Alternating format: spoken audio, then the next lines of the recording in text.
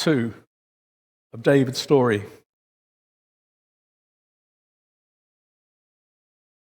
If you weren't here last week, please go online, because it's more of a biography. It's not a sermon, it's not a preach. It's more continual of David's story. And it's worth listening to, because there's so much within it. We've heard about the beginnings of David's life, of Goliath, the stories that we know so well. The killing of the lion and the bear. And now we're at part 2, halfway through David's life in a sense.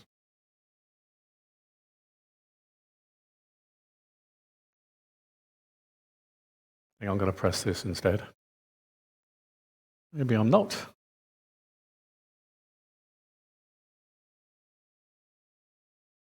We're getting there.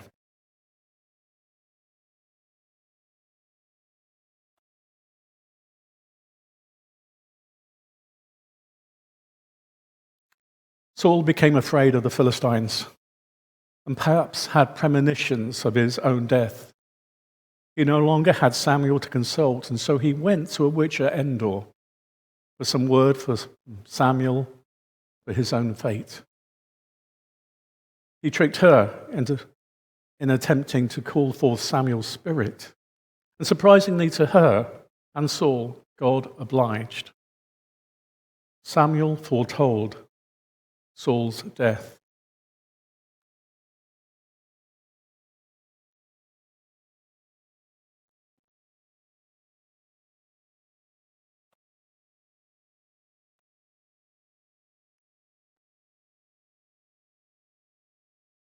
In battle the next day, Saul and his sons were killed. Israel fled in confusion, leaving Saul's body behind. The Philistines, in mockery, hung his body and those sons on the walls at Bethshan. In an act of great devotion, the people of Jabesh Gilead bravely took the bodies from the wall and gave them a proper burial. David later showed his appreciation to them for their devotion. Jonathan's nurse, on hearing of the defeat, picked up Jonathan's son, Mephibosheth. I had this practiced perfectly. Mephibosheth, and fled. But the boy fell in the process and was permanently lamed. While David was at Ziklag, news came from Saul's camp that Saul was defeated and killed. The news bearer thought that he was bringing good news. He even claimed to have killed Saul, whom he had found in pain. He hoped for a reward, but his reward was execution. David wanted no friend who despised the Lord's anointed. At this time, David composed a beautiful lamentation over the memory of Saul and Jonathan. The first example of David's psalm writing in Scripture is seen in the Psalms and credited to him in 2 Samuel 1, verse 1 to 27.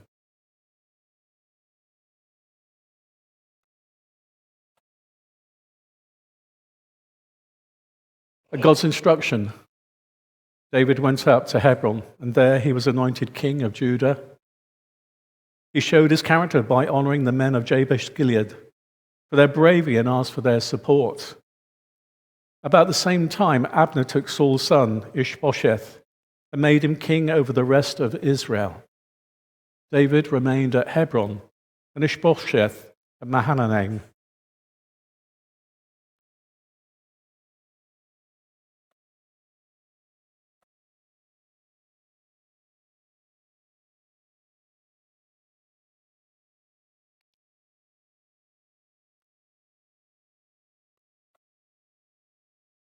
Soon a showdown between David and Ishbosheth was inevitable, and the two armies met at Gibeon by the pool.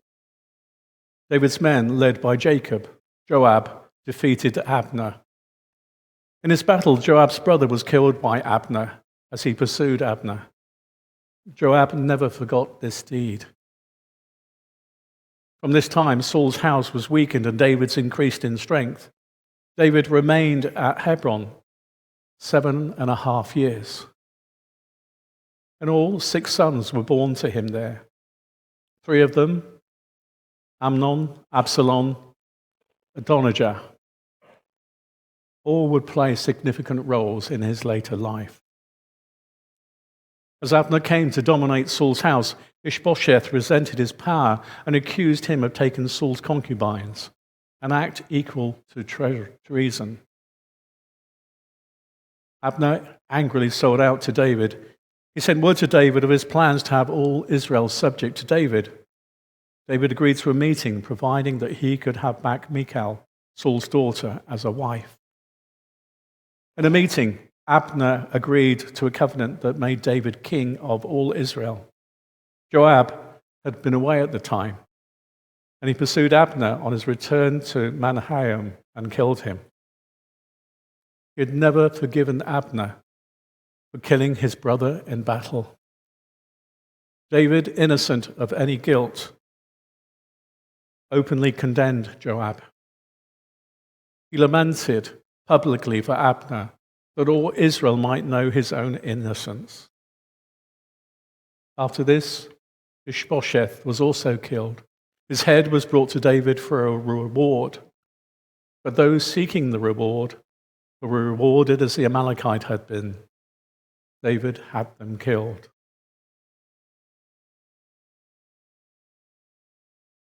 Now the elders of Israel came and made a covenant with David. He was anointed king of all Israel.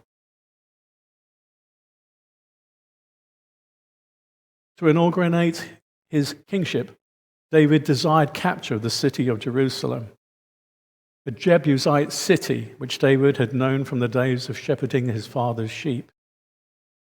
He took the stronghold by entering through the tunnels that led out to the spring of Gihon. Those tunnels and the springs are still visible today. David increased the size of the city by building it up to fill on the steep sides of the hill.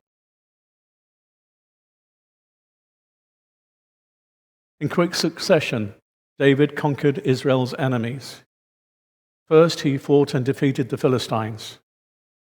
While the Philistines held Bethlehem, David expressed a desire for water from the well there. 3 brave men went to get the water. When David saw their devotion, he poured out the water as an offering to God. Now David was also victorious at Baal Perazim, Geba, and Gezer. And finally he took their chief city, Gath. During this time, Hiram, king of Tyre, undoubtedly saw the wisdom of befriending David and sent him cedars to build his own house in Jerusalem. David next turned to fight the Ammonites, when the latter treated his ambassadors disgracefully. The king of Ammon, Hanun, hired the Syrians to fight against David. At Medeba, David beat them soundly.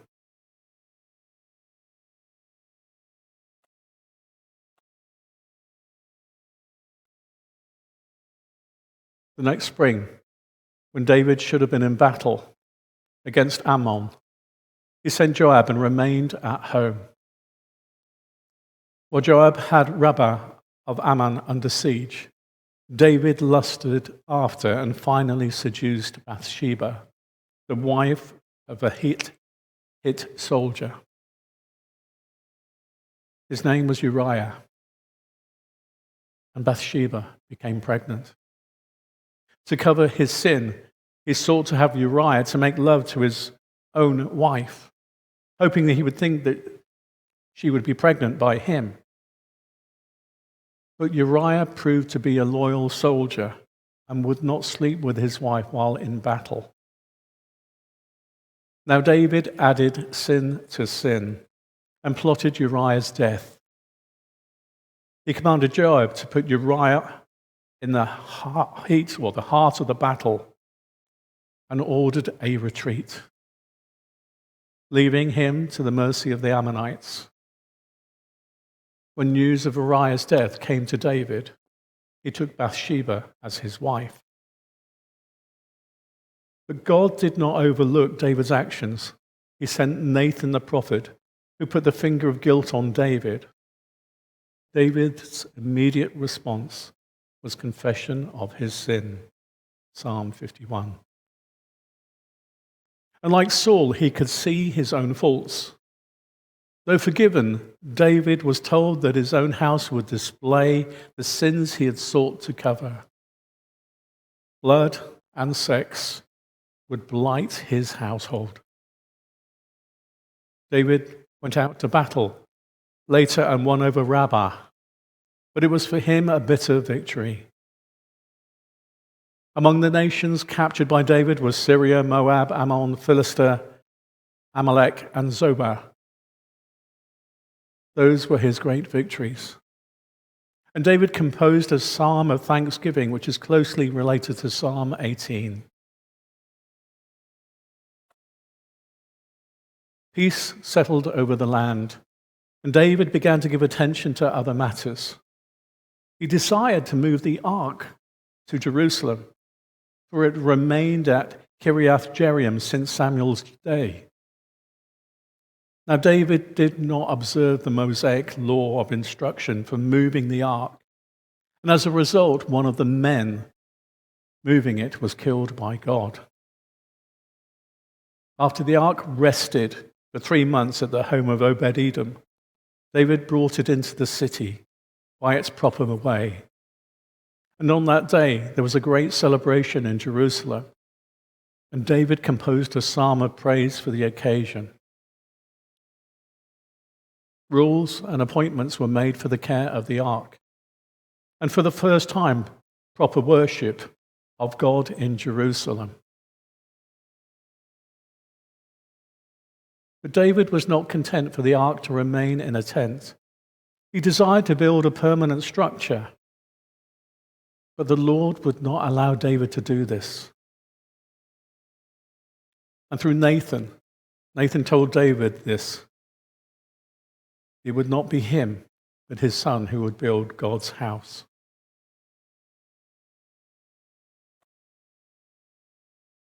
At this time, he showed his faithfulness to the memory of his friend Jonathan by allowing the crippled Mephibosheth, Jonathan's son, to sit at the table. In fact, it was David's own table, the same table that he had sat at with Saul and Jonathan.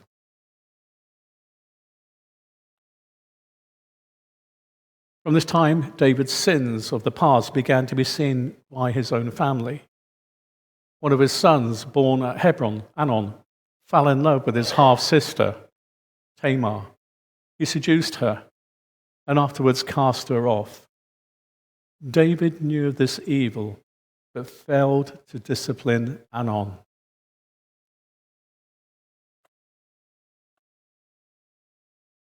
Absalom, the full brother of Tamar, seeing Anon go unpunished, plotted revenge. After 2 years, he had Anon killed. Again, David displayed weakness, letting Absalom flee, and did not seem to gain his respect. Only after Joab insisted did David call Absalom back to Jerusalem. Even then, David refused to see him. Now, Absalom was a fiery individual, and again he took matters into his own hand and burned Joab's fields to get his attention. At Joab's insistence, David finally received Absalom in the court.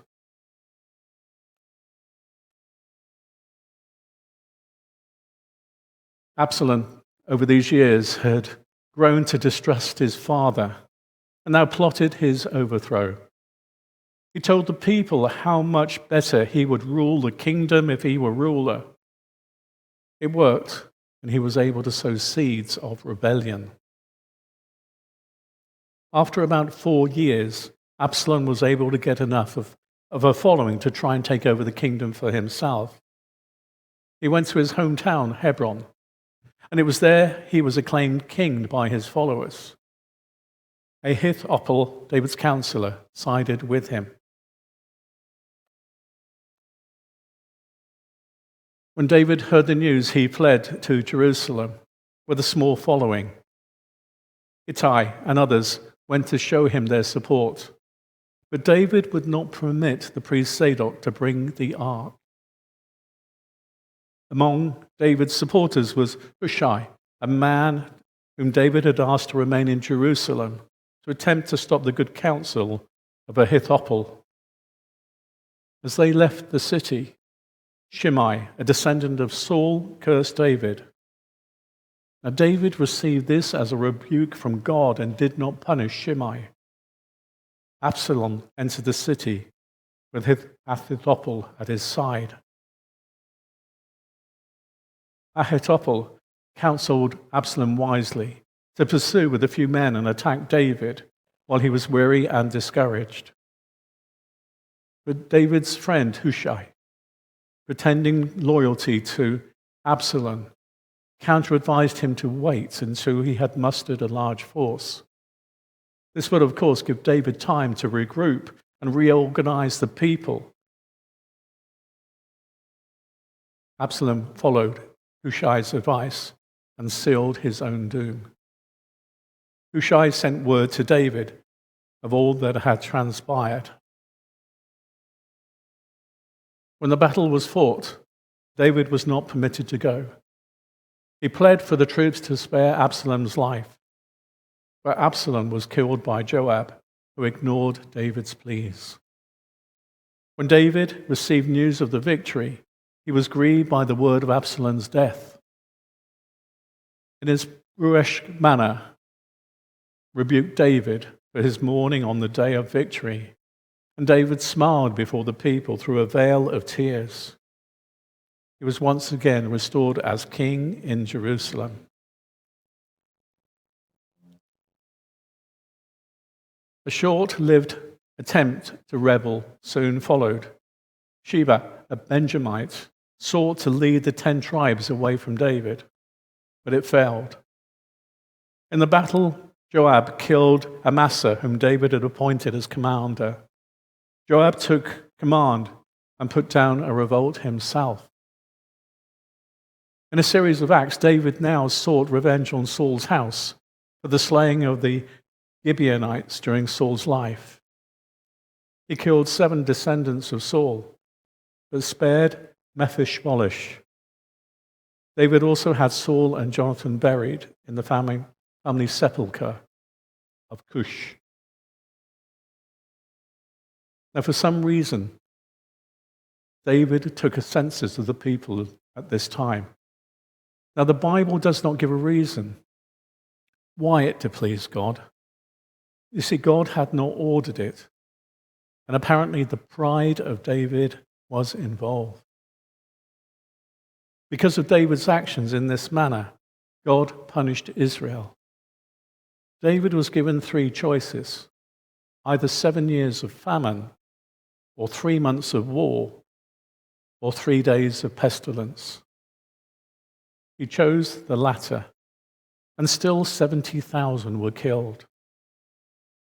When it seemed as though the whole city of Jerusalem would be destroyed, God stopped the angel of destruction as he stood on the threshing floor of Aronoch, which overlooked the hill on the city of Jerusalem.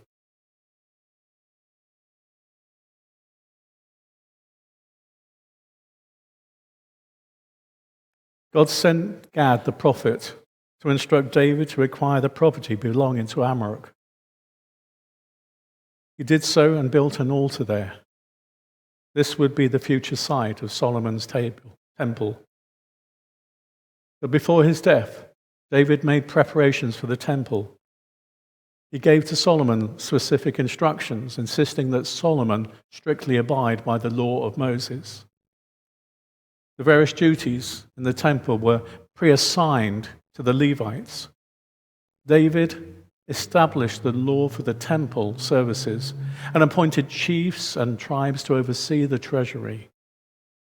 He publicly announced to the people that Solomon should be his successor, giving Solomon and the officers specific instructions on how to build the temple. On a closing day of ceremony, David made prayers of thanksgiving and offered many sacrifices. In David's last days, he was not spared trouble. Being very old, he was giving a young virgin to warm his body. In these days, Adonijah, a son of David, decided to take over the kingdom. On the foothill in Jerusalem, at a well called En-Rogel, he tried to have himself made king. He succeeded in getting both Joab and Abiathar, the priest, to follow him, but Zadok and Nathan would not desert David's son, Solomon.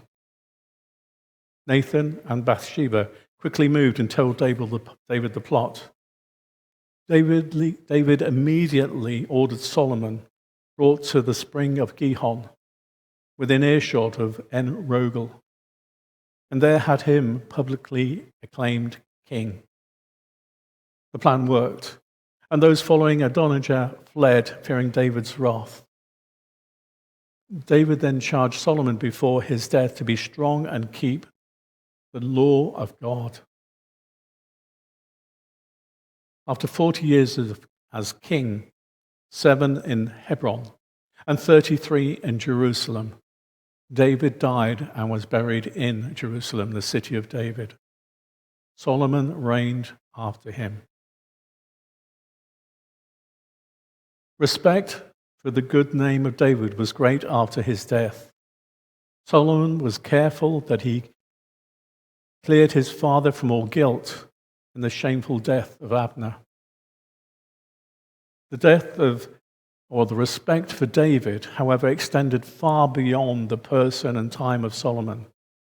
Hiram was later kind to Solomon for David's sake. Furthermore, in the days of Josiah, long after Josiah sought after the God of David. But even David's enemies respected him. It took the news of his death to embolden Hadad to leave his retreat in Egypt, where he had fled from David.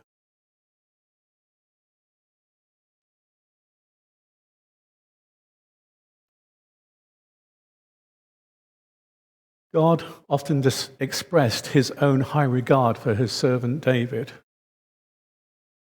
David, we are told, was handpicked by the Lord to be over God's people. Thereafter, God was known as the God of David by the people. Now, there are many lessons that we can learn about the life of David.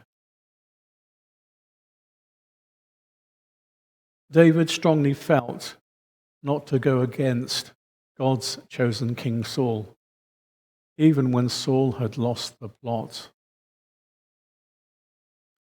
David was weak to lust and added sin to sin. Yet when rebuked by Nathan, he admitted his guilt. David was weak over his family, never admonishing them for their transgressions. Perhaps you can see yourself here. Maybe because of your past. Maybe you believe that God would never use you. But look at David. Despite his weaknesses, God used him. And God can use you and me. God only asks that we be holy and live a life worthy of the name Christian, a name given to Christ's followers in jest and ridicule, but one that has remained true and faithful. You see, it's now up to you and me to keep the faith, keep the witness, keep displaying God's love to all.